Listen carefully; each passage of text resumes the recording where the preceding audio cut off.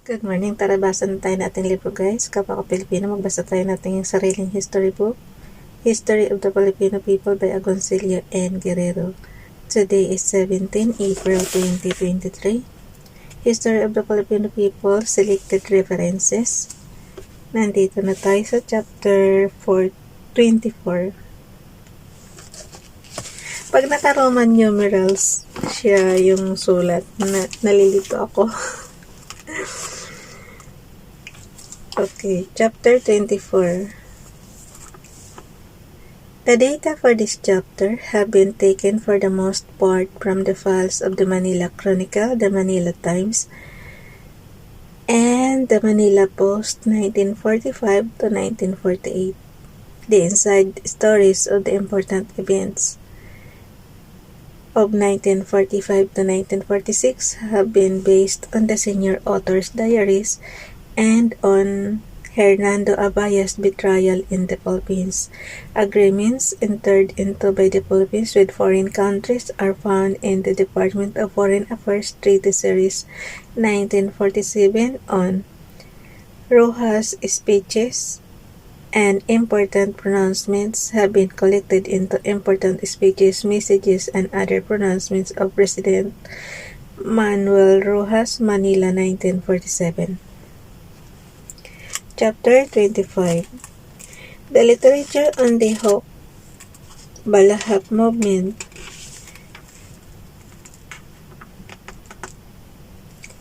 is vast and formidable.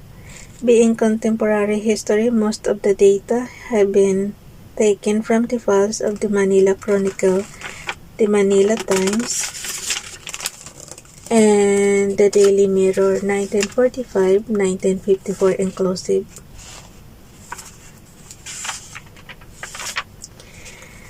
An authoritative account of the Hawk movement is found in Louis M. Tarok's Born of the People. An authoritative account of the Hawk movement is found in Louis M. Tarok's Born of the People, New York, 1953. The files of Camp Crummy are rich in folklore. The senior author used them in writing this chapter. A brief account of the communist movement in the Philippines is found in Jose M. Crisol's The Red Lie, Manila, 1954. Appendix A.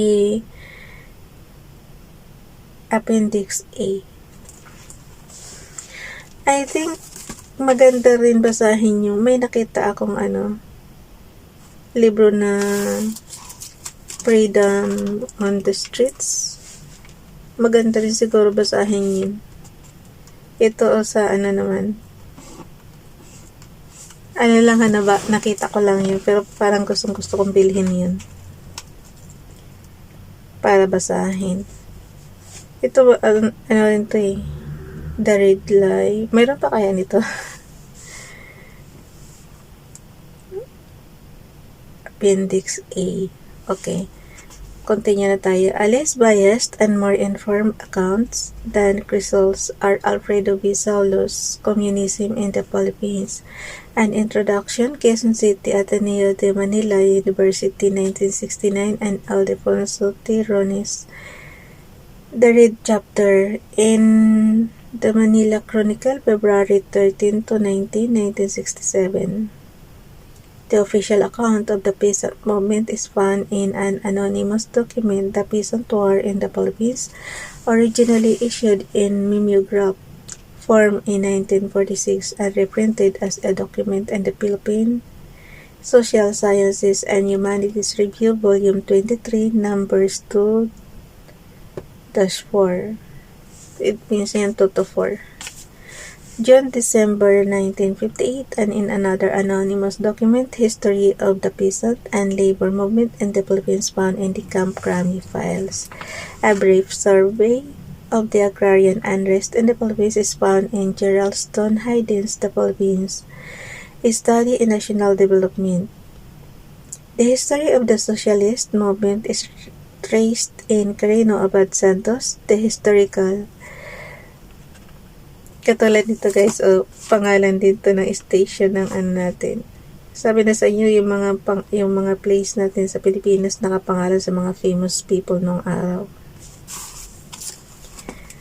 The history of the socialist movement is traced in Guerrero Abad Santos, The Historical Background of the Hawk Movement, Philippine Journal of Education, Volume 32, Number 9, March 1954. A sociological view of the agrarian problem is found in Alvin H.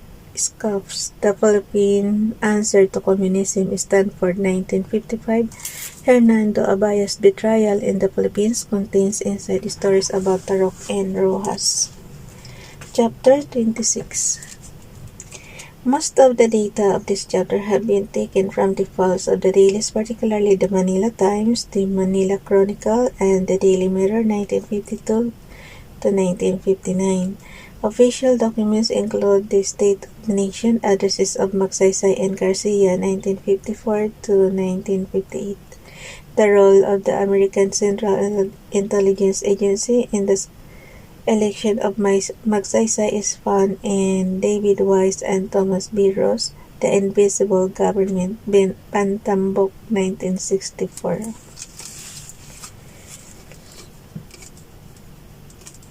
Chapter 27.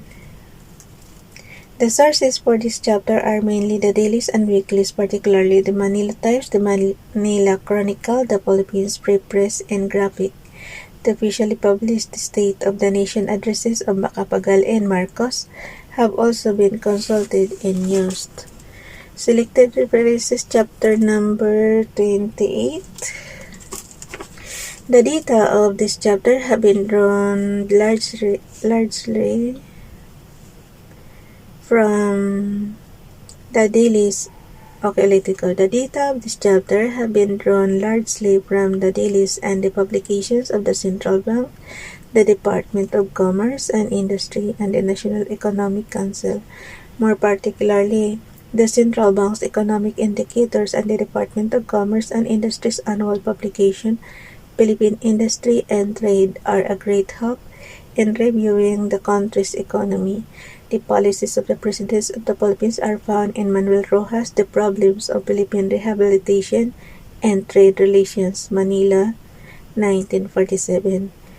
Elpidio Quirino, The New Philippine Ideology.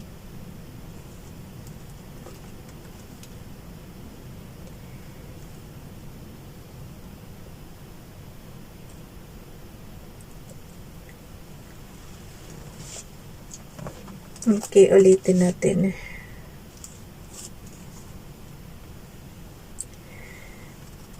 Elpidio Quirino, The New Philippine Ideology, Manila, 1949. Ramon Magsaysay's State of the Nation Address for 1954, 1955, 1956, and 1957. And Carlos B. Garcia's State of the Nation Address for 1958 and 1959. Laws dealing with nationalization are found in Handbook of Philippine Nationalization Laws, revised in Manila, 1956.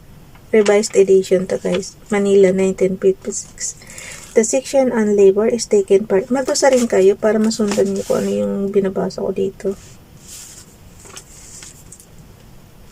The section on labor is taken partly from the Philippines, A Handbook of Information, Manila, 1955, which the senior author prepared late in 1954 and in early 1955.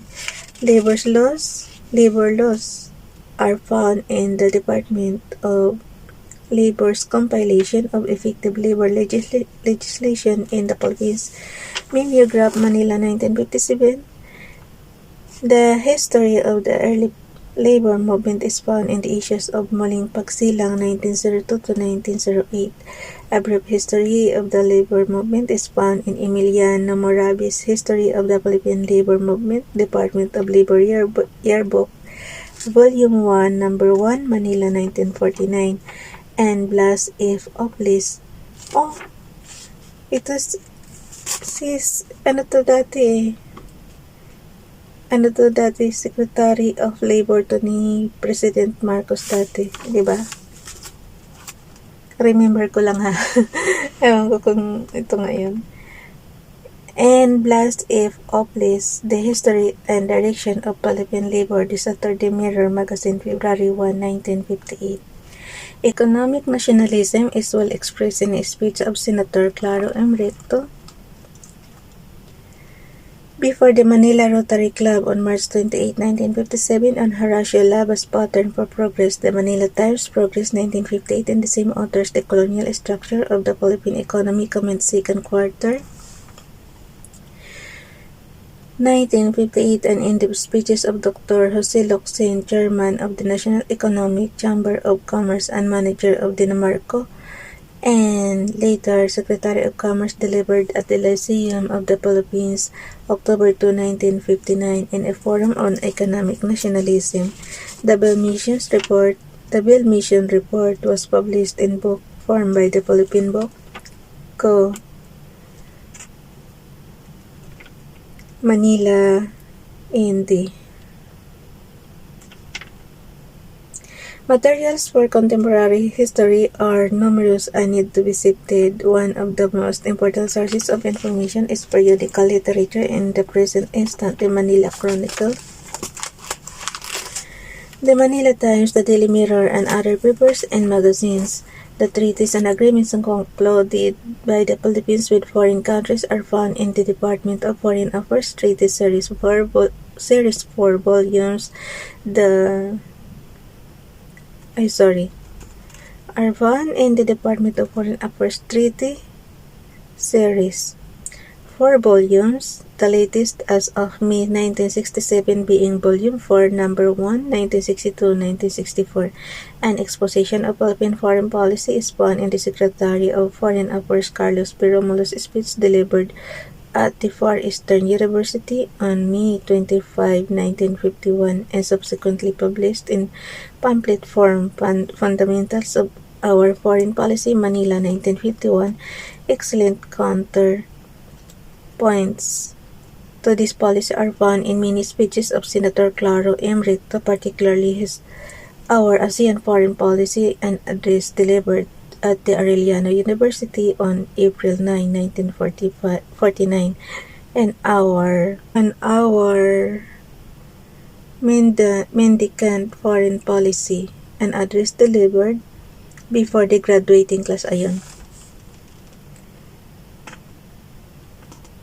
of the University of the Philippines on April 17, 1951. For a factual account of Philippine foreign relations, see Milton Walter Meyer's A Diplomatic History of the Philippine Republic, Hawaii, 1965. The role of the Philippines in the United Nations is found in many issues of the official publication of the UN United Nations Bulletin, later on changed to United Nations Review 1946 to date. Data on the SEATO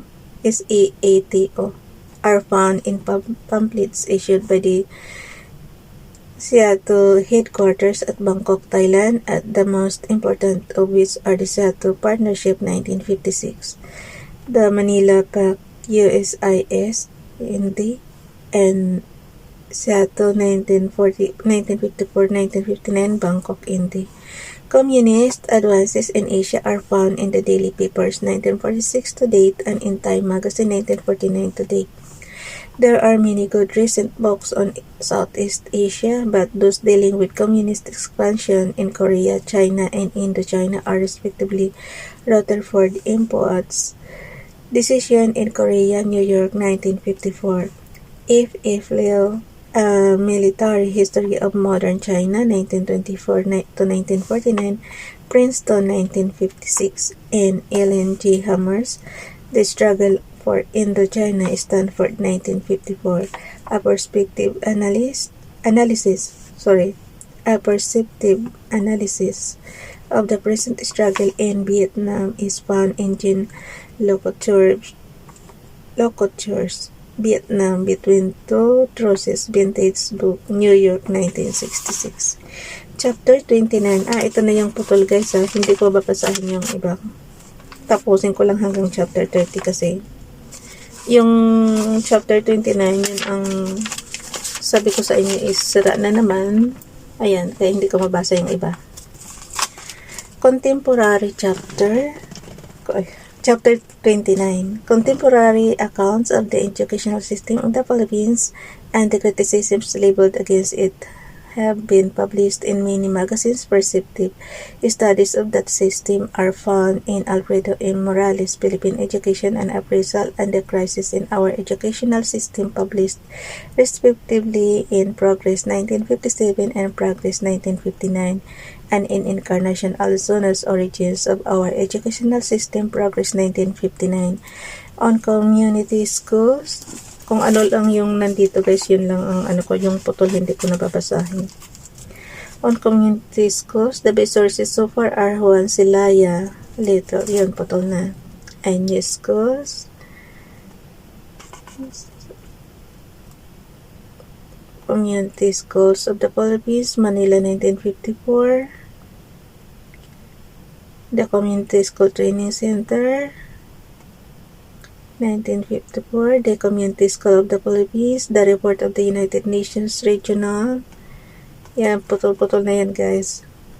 The Development Conference for Southeast Asia, April 1955, on language problem, the best and most comprehensive is that of Clifford its brother journalist discuss Leopoldo Ayabes, the State of Philippines, Francisco Arceliana, the literary. Basta't paputol na, hindi ko na binabasa guys 1958, Progress 1958, and Valdemar Alagar, the literary. Progress 1957 on the Plastic Arts, competent articles when written by A. Aguilar Cruz, Painters and People, 1957. Ricardo de Vitelio, New Trends in Philippine Arts, 1958, and Galo B. Ocampos, Evolution of the Philippine Art, Part, yan, putol na rin. This week, September 30, 1959, basta yung chapter 29 guys, putol yung binabasa ko na yan. Okay, progress. On the plastic arts, competent articles have been written by E. Aguilar Cruz, Painters and People, Progress 1957, Ricardo de Metelio, New Trends in the Philippine Arts, Progress 1958, and Galo B. Ocampos, Evolution of Philippine Art, Part 2, this week, September 30, 1959. Contemporary art and music are written about in the pages of the Times Journal and Archipelago, particularly the articles of Emmanuel Torres, Leonidas V. Veneza, and Alfredo R. Roses for art, and Wilma Santiago Felipe and Rosalinda Orosa for music. Chapter 30, the sources, last na to guys. The sources of this chapter are mostly primary and may be found not only in contemporary newspapers and magazines, but in the official publications of the government, among them the following vital documents: National Media Production Center in the volumes 1 to 3, the Philippines Today, Department of Public Information, the Republic Premier on Philippine Foreign Policy, Democratic Revolution, Basic Facts on Agrarian Reforms, etc. The daily newspapers, Bulletin Today, Times Journal, Daily Express, and others are important sources of information on the new society. For most, if not all, of the news about the government and what if does come from the Department of Information and other agencies of the government. So, tapos na. Index na lang siya. Bye everyone. God bless.